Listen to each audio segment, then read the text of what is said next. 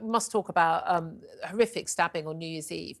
A young lad, a 16-year-old Harry Pitman, is brought home to me because I've known 16-year-olds who know this young lad.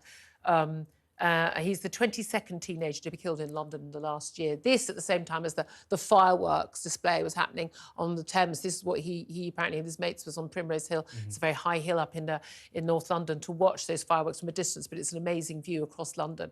Absolutely terrible.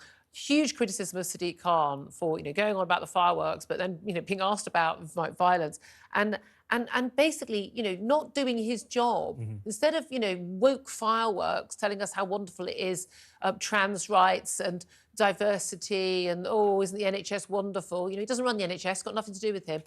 Having fireworks that start with the words "the Mayor of London presents," the London taxpayers pay for. Not actually doing his job, which is to keep the streets safe so that kids don't get stabbed just before midnight on New Year's Eve. No, it's completely outrageous, the fact that he wants to engage in this mass act of virtue signalling whilst that was happening on Primrose Hill. And there was also a horrible stabbing of a young woman in Bermondsey in South East London before Christmas. And I think people know the difficulty is because of the voting tendencies of London, to put it lightly. It does seem like it's going to be a Labour fiefdom for some time to come. But I think there is grey scepticism of Sadiq Khan himself. He didn't even do as well last time around as was actually previously briefed. There was talk of it being a complete wipeout at the last mayoral election because people are recognising that there's all this lofty talk about London being open, London being wonderful, everything going so well.